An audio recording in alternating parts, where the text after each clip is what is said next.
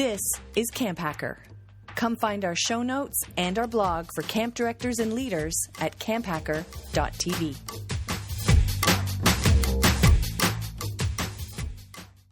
Hello, everybody, and welcome back to the CampHacker podcast. You might not recognize my non-dulcet tones of Travis Allison, but you might recognize me. I'm Matt Wilfrid. I'm the executive producer here at Go Camp Pro, and I am thrilled to bring you the next installment of our unique interview series, Wildcard.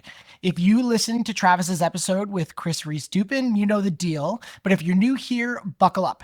This segment is a little bit of a departure from the usual CampHacker format. It's part in-depth interview, part existential game show. And the whole concept is inspired by the brilliant NPR show Wildcard with Rachel Martin. If you haven't checked it out, you definitely need to. It is one of the best interview shows ever, and it is where cards control the conversation.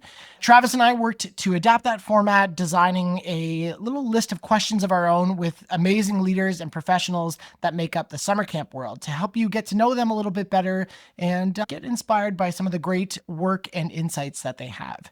So for the next half hour or so, we're going to be talking about more than just session numbers and staffing challenges and the big existential dread we have about the camp industry. We're going to be exploring some memories and some insights and beliefs that have truly shaped our guest. And in a moment, I will let you know if you're watching, you know who the guest is. But first, just a quick note on the question. Since we know that you, our listeners, are invested in the camp world, we've got some camp-specific questions in there to make sure that we tie all of this back to the industry that we know and love and care about. But for now, I'm just a little bit excited to get started. So let's welcome today's guest and see what questions they draw. I am thrilled to welcome Chris Hudson. Him. Chris is a consultant, speaker, and youth development specialist who helps camps and organizations build inclusive, accountable cultures. With more than 30 years in camping and social work, Chris brings both the heart and the strategy to his work on leadership, behavior, and belonging.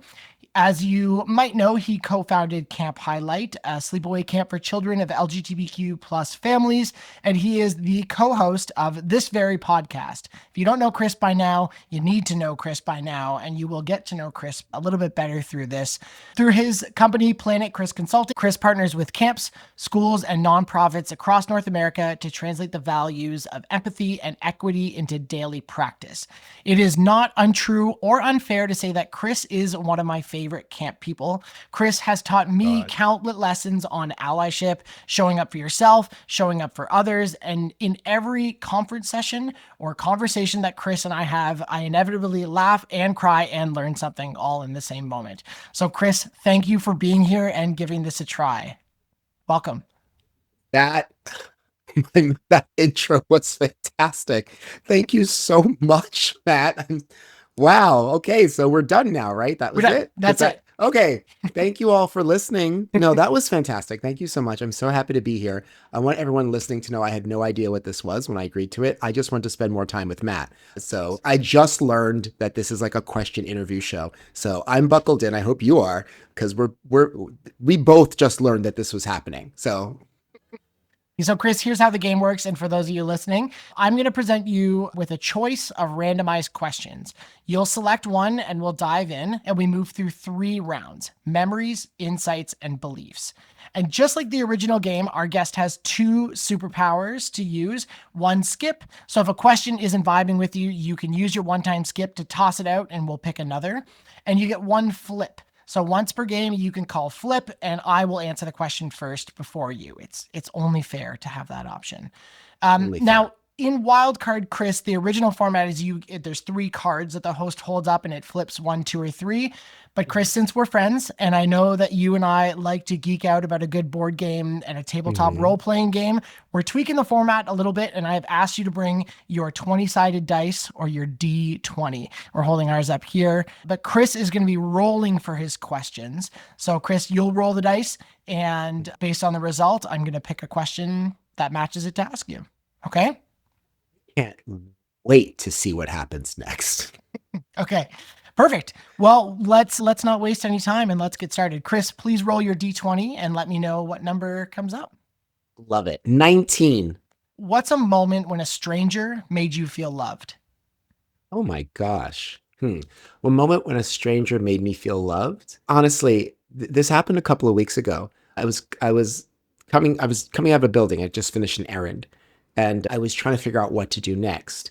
Now, I got locked. Sometimes I get locked and I can't like push through and make a decision. And sometimes it leads to panic attacks. It hasn't in a very long time. It was when I was younger. So I'm staying in the building because I calculate. I'm like calculating. Like if I do this, what does my day look like? If I do this, what does my day look like? And this random dude just walking past, he just walked past me, said, "It's not that serious." And it snapped me out of it.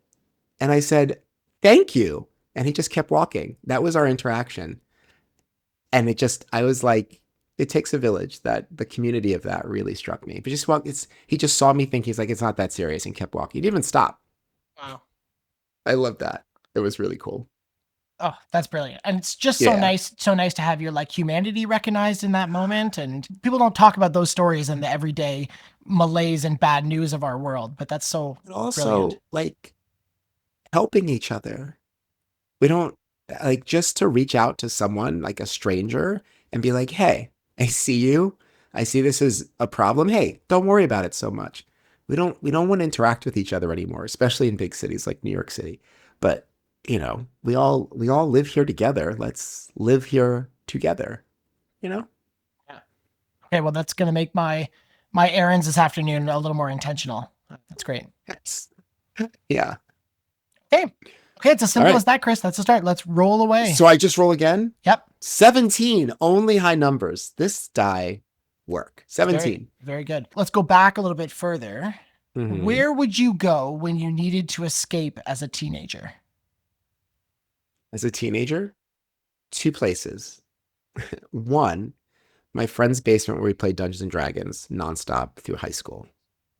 Two, underneath the couch in our living room. Now, let me explain. I This is going to sound wild. I love small enclosed spaces. If I could sleep in a coffin, that would be ideal. I I know it sounds wild, but like underneath the couch, like from when I was little, I would just slide under there and I would just sort of like think and calm down. I wasn't hiding. It was just, I just like to sleep under the couch. And so like that happened up until my teenage years until I could no longer fit under the couch. I would just sleep behind it.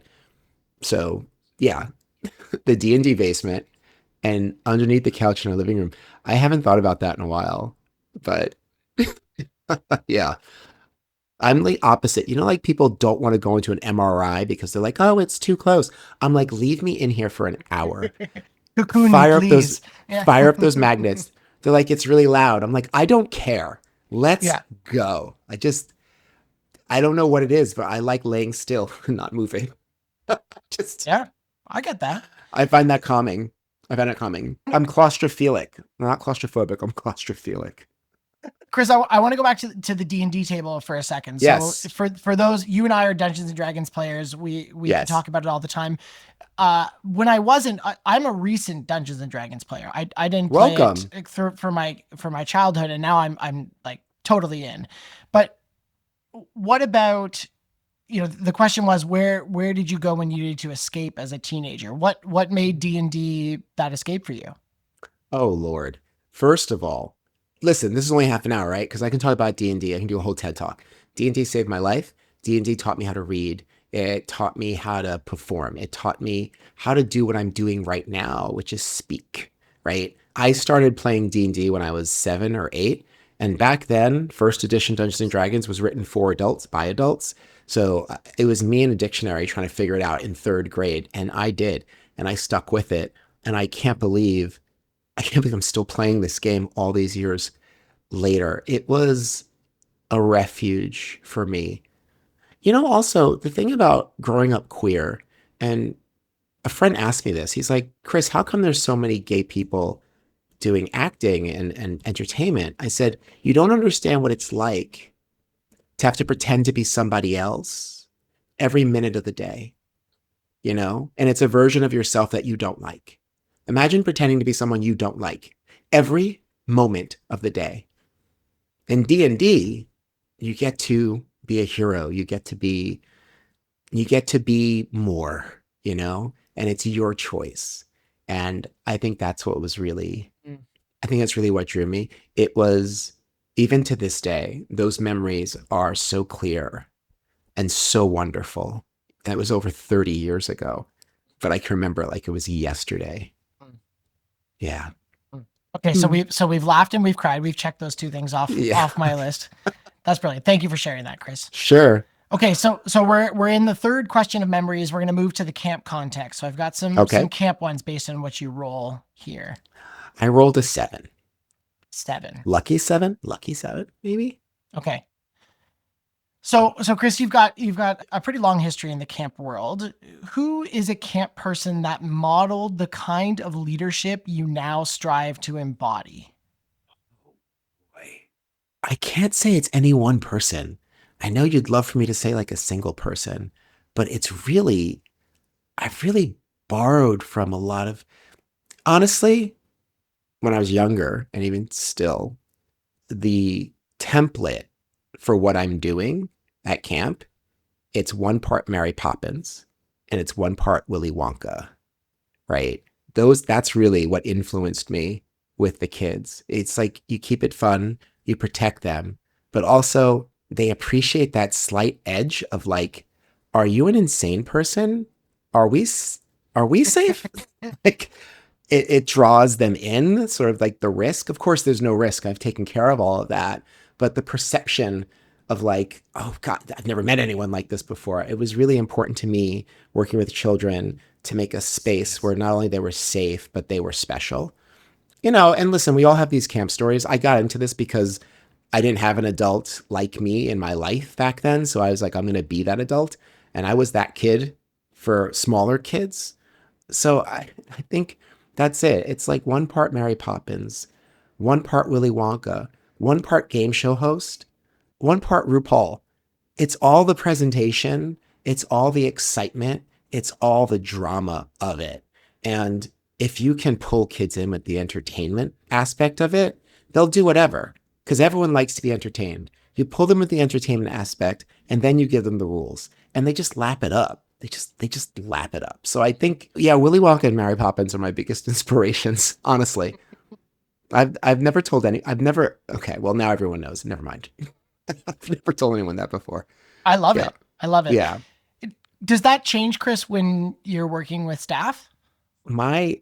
So working with staff has changed. Like when we started Camp Highlight 15 years ago, me and my friend Jackie Gambardella, hi Jackie if you're listening, we didn't know what we were doing. Like we were superstar camp counselors, but actually working with staff was different. And we always reminisce like how far we've come. We didn't know how to supervise staff. It's similar. It's similar, but like, look, I'll tell you something. These are my guiding principles. Okay. These are my guiding principles when talking to staff or any child. It's always true. These 3 things are always true. 1, I love you so very much. 2, I'm interested in what you have to say. And 3, everything's going to be all right. Everything's going to be all right. Bringing that energy to every conversation is very calming to people and they feel drawn in. And you know what? I'll be honest, sometimes I'm not very interested in what they have to say. But when you lean into that, people can really feel it. So maybe it was more Mary Poppins than Willy Wonka with them. But for staff, I thought it was really important, just like the kids, though, to belong. You want them to belong and feel like they're part of something greater. Actually, my inspiration for staff was probably Professor X of the X-Men. Make them feel like they're part of something special, exclusive, and elite, right? And they are, and they're all best friends. So we're doing something right. That's brilliant. Thank you. Mm-hmm. So Chris, we're going to take a quick pause from the game and talk a little bit more about your consulting work. Tell me about Planet Chris Consulting and tell me what you've been up to in these times supporting camps in a very weird, let's call it, weird's not the right word, It is not the right word. No. I mean, you're trying to be politic, but I would say horrific. That's fine. Yeah. I fell into training by accident. I'm a social worker. I was working in a law clinic many years ago. And they were building a whole new training program around LGBTQ issues. And they're like, you're gay. Would you want to do it? I'm like, all right, here we go. So it was many meetings of like building this training program. And we did it for like a year. And I had to constantly get up in front of people and try it and try it. After a while, because this would shock anyone to hear, but I used to be really terrified about speaking in front of people to the point where I would like cry, right? Cry up there. Like I was just so overwhelmed. I can't believe that's still the thing. But anyway, after a while, it just honestly, Matt, it kind of rolled slowly. Like someone asked me to train their staff. I don't remember who, where, but then the phone started ringing, right? Then everyone wanted me to train their staff. And I was just kind of doing it on the side until finally I was like, I think I can do this. The work is really important to me. What I'm doing at Planet Chris Consulting, what I'm trying to do is I'm trying to partner with youth development organizations. So to make them more welcoming to their staff, the families, and the campers that they serve. I often say that camp is a necessity because it's a third space, right? It's not home. It's not school. It's another place where education takes place. Right. And if education is taking place, everyone needs to have access to that, right? Kids, all kids, regardless of their race, regardless of their ability, regardless of their gender or sexuality, they must have access to it. I'm really passionate about working with organizations who feel that call and want to future-proof, right? They want to be ready for the next generation. And some of that is just rethinking all the old tropes of camping. Listen, I've said this on this very podcast. Camping is a very racist endeavor. It started as a very racist endeavor. If that offends you listening, please learn the history of the industry you're in. And it wasn't that long ago. It was 2 generations back, that camps were for all white boys. That's it. I often say I'm trying to pull camping into the 20th century. And so that's it. That's what I'm doing. I'm partnering with camps to do that. Also, staff training. I love doing staff training around issues of diversity, inclusion, leadership, behavior management. Like I'm good at those things. And I want to pass on to other people like 30 years of experience that I have doing it. So that's really what I'm doing in Planet Chris Consulting. In these times, the reference that even like in these times, I gotta say, and I'll be really honest with you, it's been a little disappointing because the phone hasn't been ringing as much. And I think some camps have legitimate reasons why they're not in this moment reaching out to me. If they're publicly funded or have federal dollars, they can't be seen to hire someone to come talk about diversity, equity, and inclusion. If you're American, those 3 words are now actually banned on government documents, also along with woman and black, which love that. Oh, also justice. Anyway, I've been a little disappointed because I feel like this is the moment where we as an industry need to push forward. Yeah. We actually need to do the work because if we care about the children, if we love them so very much, and if we're interested in what they have to say, and if everything's really, really going to be all right, then we have to attend to these issues. And I try to make it fun because it doesn't have to, it's not a hard pill to swallow. I try to make it fun. I try to make it accessible. It's not hard to love. You want to do it. We all want to do it all the time. It's not hard to do it. It's just sometimes it requires a little practice and it requires a little nudging. But that's what I'm trying to do. That was the long form answer. Yeah. Well, thank you for the work that you're doing, Chris, to make camps a better place. It's important. Everybody should get on the phone and call Chris. Should. Yeah. Everyone should. Honestly, I agree. Everyone should get on the phone and call me because you need help. You need help. You can't do it on your own. It's the foundations of your camp that have to be looked at. And that is going to be really emotional work. But lucky for you, I'm a social worker and a therapist, and we will step through it together. Yeah, I will share personally, Chris, that like on my journey of understanding inclusion at camp, you have been one of the foundational people. And I still carry a business card in my wallet from that first session where we met at. And it was foundational for me to understand the work that we have to do in our spaces more inclusive. And it's incredibly hard to make our spaces and ourselves to take out the internal racism that we have and the structures that we've benefited from. And I think you're totally right that the person who's going to walk this path with you, because it's a hard path. It needs someone who understands it, and your combination of the social work side and knowing the industry and the ins and outs of the stresses of being a camp director, I think you're the person that we should be calling. So thank you. Thank you. No, thank you so much. That's very lovely. I remember meeting you very clearly. Right after the session, you were just so deep in thought. You were like frozen in thought. And I was like, just, are you okay? And you were not. No. You are not okay. And we had that conversation, and I'm blessed to have met you, Matt. But Chris, you were that stranger telling me that it's not that serious. It was very serious, but it's all going to be all right. Everything's going to be all right. Yeah. Everything's going to be all right. Okay. You ready to keep playing? Yeah, let's do it. Okay. Roll that D20 for me. 12. What's something people praise you for that doesn't feel like a compliment? That's a spicy question. Okay. That's really spicy. I get up in front of people and talk for a living. I have multiple degrees. I'm a successful person in 2 other industries. I've talked to rooms of 8, and I've talked to rooms of 3,000. When people afterwards say, "Oh my gosh, you are so articulate," and I'm always like, "That's interesting. Why wouldn't I be articulate? Tell me more about that." It's like, "Oh, I'm just saying you speak very well." Well, why wouldn't I? I got this gig, didn't I? They hired me because I speak well. Where's that coming from?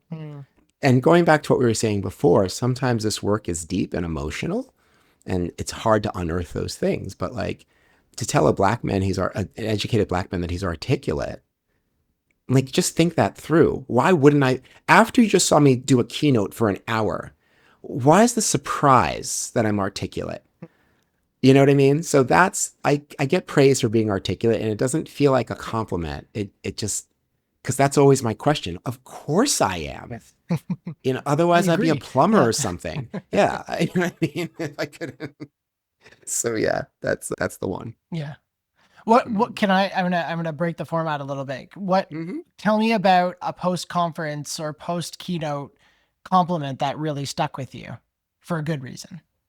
Oh God, Matt. Okay.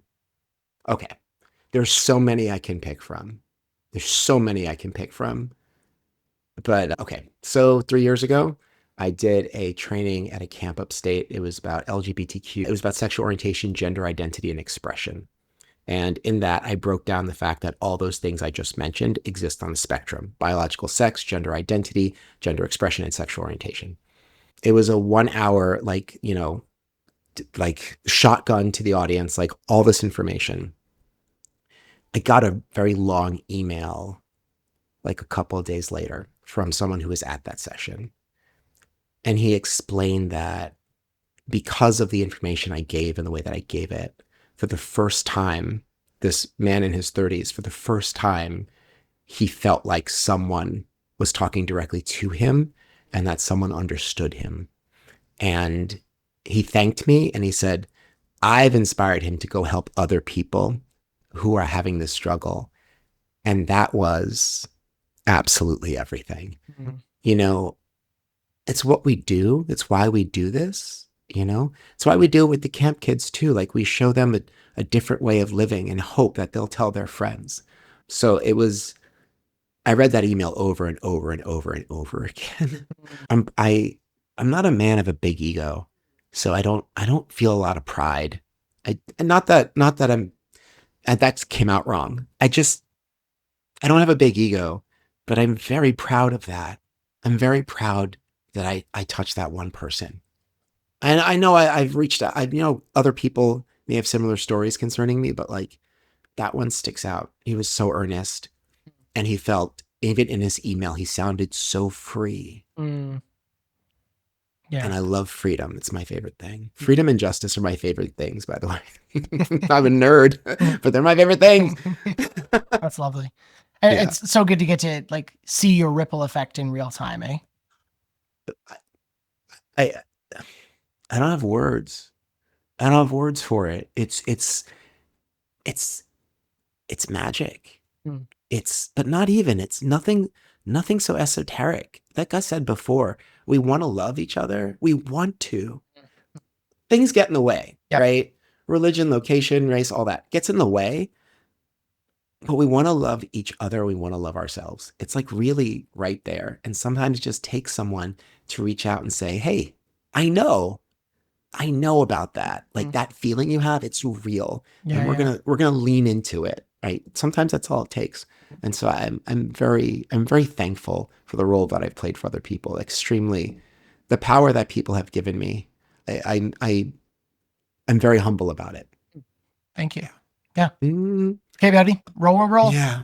Oh no, I rolled a 12 again. Is that a different question? Different set of questions. We're in a different category. Yeah. Okay. We're in insights. Okay. You're getting the spicy ones. What are you most afraid of at this point in your life? Don't forget you've got your skip and your flip. Okay. So I need a moment. So why don't you answer this question? Yeah. Okay. I recently become a dad. So I have about a 1.5-year-old. She's getting closer to a 2-year-old. And as a camp counselor and a camp director, I often, thought about the impact that we had on kids at camp and what we were setting them up for, and understood that the world that we were sending our campers home to was not this like fluffy, kind, inclusive, intentional space that we build at camp. Seeing my daughter grow up and now thinking about that I'm going to watch this person grow up for the next 50 years of my life, hopefully, she's got a lot of world to live in and all of the struggles and all of that. And, we have the climate crisis going on. We have a whole new set of challenges that I didn't have to navigate when I was a kid, right? I lived in, post World War II, post Cold War, a lot of things that, my parents had to live through, but, she's living in this new world. So I don't think I'm afraid for her, but, I want her to have a voice through this, to have the same, positivity and loving family that I was so lucky to have growing up with. And I definitely have that. I think it's like compulsory with parenting, that like existential dread of like, what if that goes away? And I know that she'll be able to handle herself eventually, but she's 1.5 right now. She's sad if there's not goldfish in the car on the way home from daycare. And like, I want her to always have goldfish, I love that. I want her to always have goldfish. Yeah. That's lovely. Changing a parent rocks your entire world. I know from working with parents. I'm not a parent myself, but being around parents in this work forever, I know it rocks your world. It changes your lens. Yeah. People always say, you don't know, Chris, you're not a parent. I'm like, you're absolutely right. You're absolutely right. I was like, what I'm doing with children it's similar, it's related. And the Venn diagram, there's a lot of overlap, but that ring, there's a part which I cannot imagine. Yeah. And it changes you forever. You know what? I haven't thought about this until this moment, but you're never going to say this back to a parent, but you know a lot about kids. Oh, I've said that back to parents. Okay, good. As you should, because it's just what overcomes is what has changed about me, I think, is you said that it's easy to love each other. We want to do that. Things get in the way. What gets in the way here is just this emotional hijacking that happens when you have the relationship with this kid. And that is something that I don't think I understood as a camp director, but I understood that like it wasn't my job to like judge the emotional reaction that parents were having to my director decisions and to what happens to their kid at camp. I just had to be an ally to them in that feeling that they had. So I hope that her future summer camp understands when I'm a little too like curious about their emergency procedures. I do tell parents that, by the way, when they're like, you're not a parent, you don't know. And I always go, you're absolutely right. I'm not a parent and I don't know, but you're struggling with this 12-year-old. Yeah. I have met over 1,000 12-year-olds in several different contexts and worked them through some really tough times. So we can either pretend like you know more than me and there's nothing you can learn, or or we can join forces. And it's so ridiculous because no one asks their oncologist if they've had cancer, right? No one asks their dentist if they have cavities, right? They're here to help you. They have specialized knowledge. And you're right, I do know a lot of stuff. But, I will allow. There's a lot of stuff I don't know. And there's a lot of stuff I do not have to put up with, like being woken up in the middle of the night. I don't know how you do it, Matt. I don't know how you do it. Like that nighttime feeding, like that. Oh God, I would be like, I'm sleeping. I just can't. I can't. We just have a little hamster water bottle that we use. It works quite well. I think now I have to answer the same question. It's very similar to what you said. I have worked with so many kids over the past 31 years. And even before I did it professionally, I was the cousin who during the summer, all my aunts and uncles would drop all the other cousins over at our house because they knew I would take them to the park and take them this and do all this other stuff with them. I was doing a free camp when I was like 15. I've been doing this for a really, really long time. And I've been so blessed to watch some of my kids grow up and become adults. So my fear is really generalized, but I'm afraid for them. I mean, for their safety, for their well-being, it's very diffuse. But I'll tell you, I don't fear the future because I've done my part. I've raised a lot of children and I've given them a lot of tools. And it's incredible how some of them are showing up now. I get text messages from some of them in this moment and they're like, Chris, everything sucks, but I know exactly what to do now. And thank you. And they're out there either protesting or starting things. And I couldn't be more proud.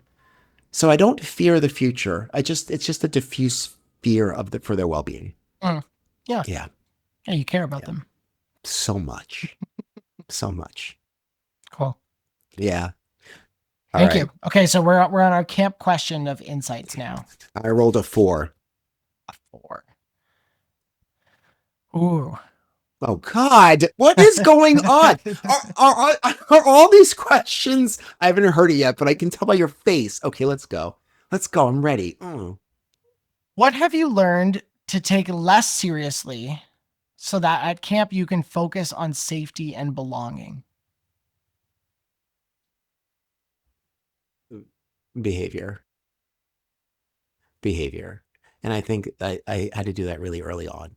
And also it's like, because I went to school for psychology and social work, like I just have a lens. But it's interesting, whenever we have teachers come to be camp counselors, they have to be completely re-educated because it's very important to them that the kids walk in a line, that the kids are quiet when they're talking and all these other things. And they come to camp and we slowly teach them how ableist that is, right? Some kids are able to do and some kids are not able to do. Does that mean they should not have this experience? And at the end of the day, what does it matter if some kid's picking at the grass while you're explaining dodgeball? That's how they process, right? Calm down. You know what I mean? I don't even mind if kids are having like a little conversation while I'm giving instruction. If it's not about safety, it's fine. The other kids are going to fill them in. Like, I take the little, I don't pay attention to the little stuff at all.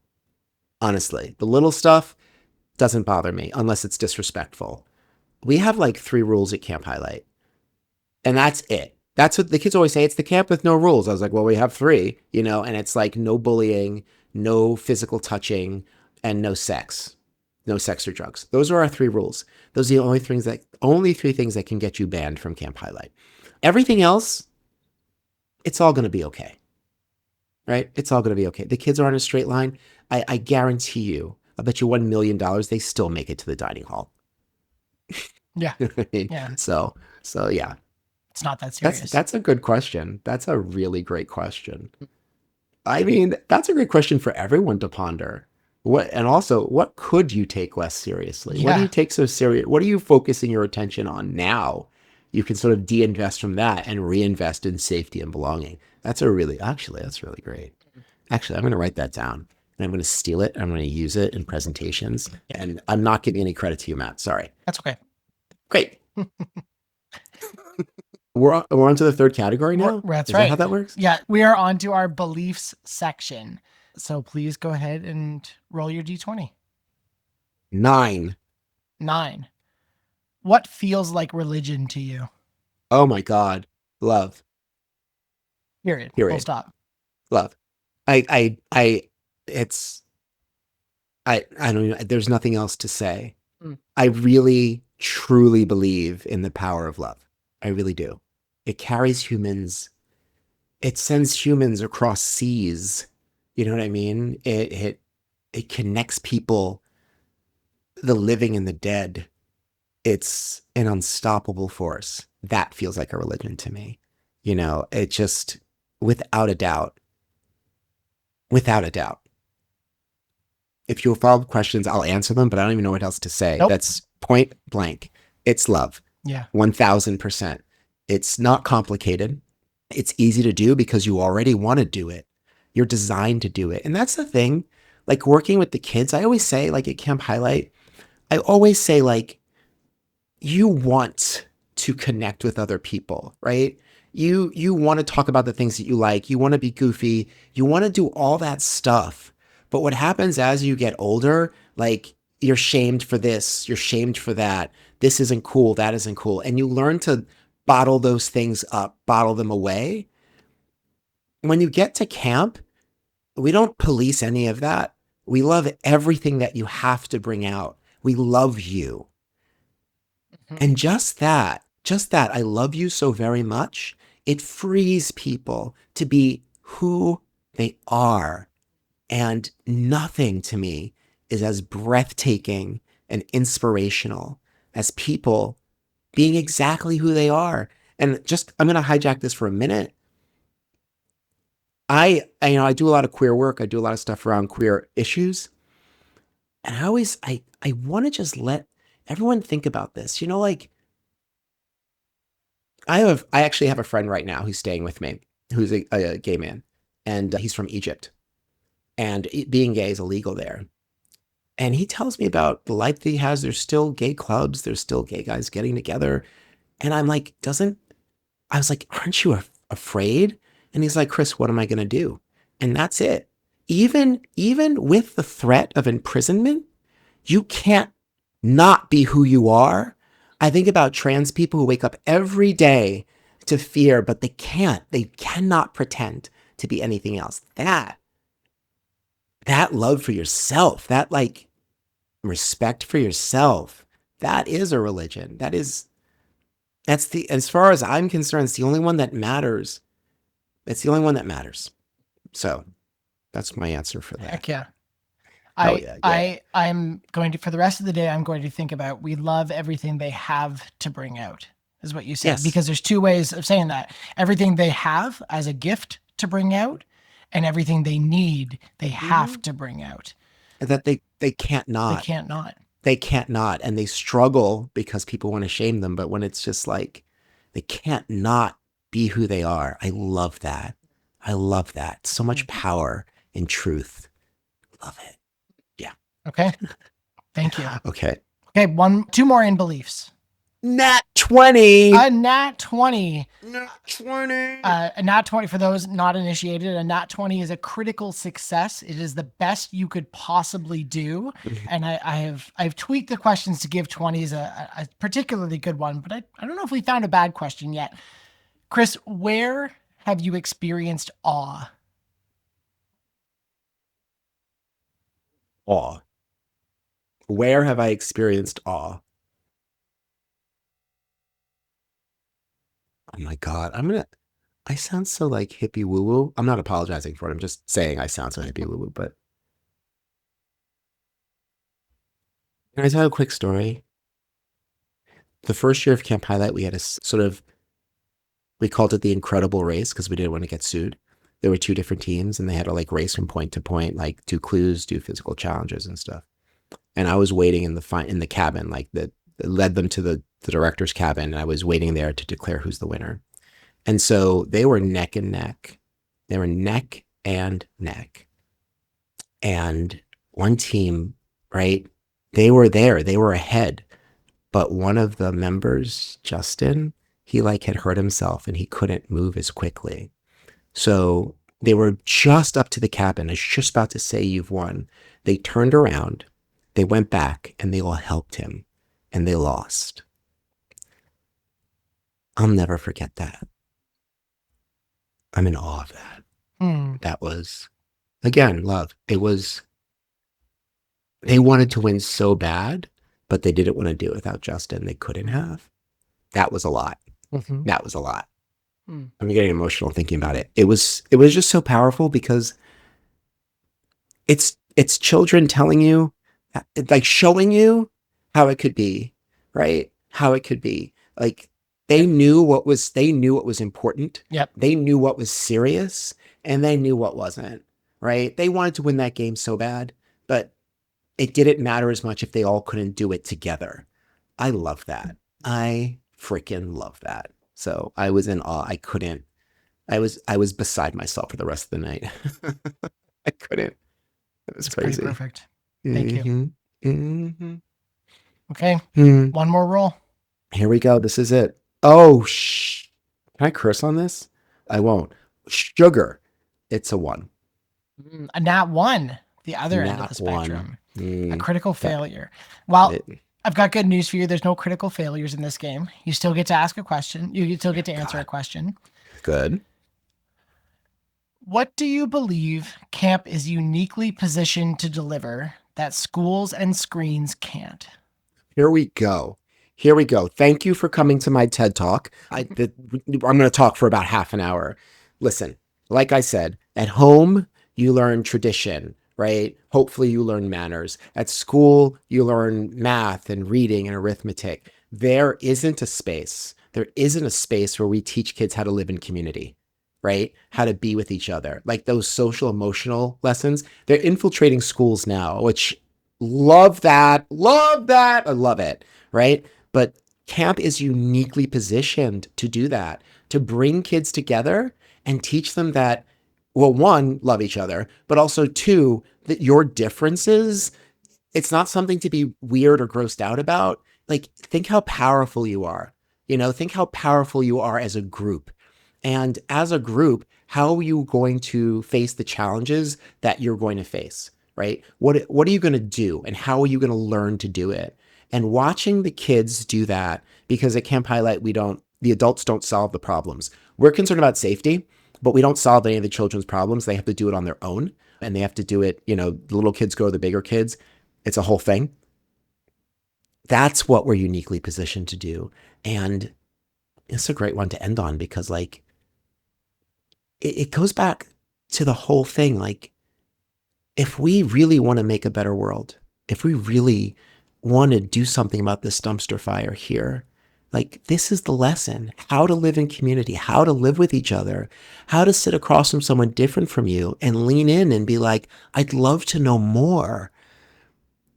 Like, inclusion and diversity in this moment, they've never been more important.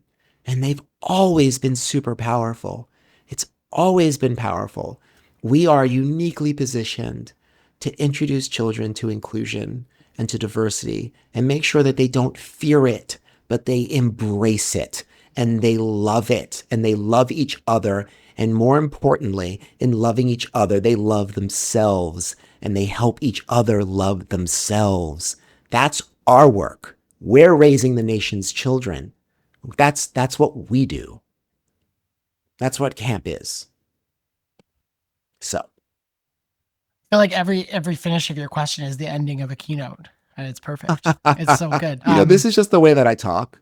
One time, my family came to see me do a keynote, and afterwards they're like, I cannot believe you. I cannot believe they pay you all that money to get up there and just be yourself. And I was like, shh. You've been giving it away to them for free all these years. It was like, exactly. I said all that stuff I was doing all those years. Pay up. It's like, you see these people paying for this? Anyway. Well, Chris, we've come to the end of the game, but what I didn't tell you is that there's a prize for those who win, and you have certainly won the game today. Yay! And that prize is just as in they end wildcard with, we are going to go on a trip in your memory time machine. So this is going back to a single moment in your camp career, either as a kid, a counselor, a director, or even in your consultant times. You get to go back. You can't change anything. You can't fix a mistake, but just to stand there and feel that moment again. So what moment would you choose? So simple. This isn't going to make a lot of sense. Maybe it did more in context. I worked at a camp where at the end of the week, we would go to Hershey Park in Pennsylvania, which is an amusement park. Well, it's a commercial, thinly veiled as an amusement park, but let me not get sidetracked.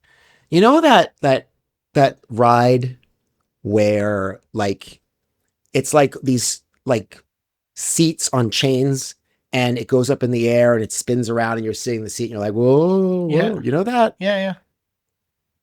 So every year we would go up and we try to hold hands. Like we try to like go as a, like hold hands with the guy running would be like, stop. But there was this one particular year that we all went on at my whole cabin and we all managed to connect. And I wept. I don't even know why in the moment. I know why now, but like, it's just it was the visual of them reaching for each other.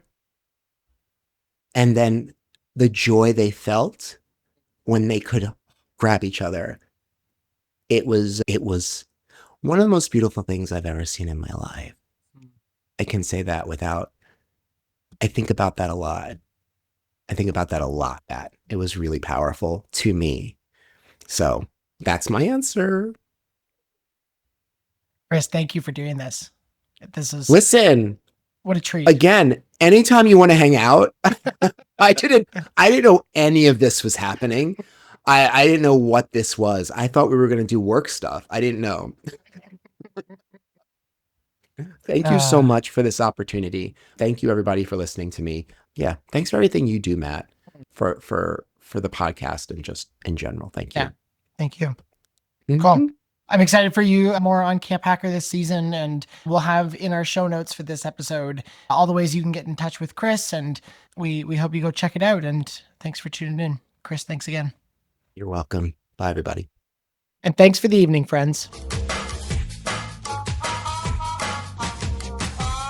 The CampHacker podcast is brought to you by Beth and Travis Allison, summer camp leadership training and marketing consultants. Thanks for listening.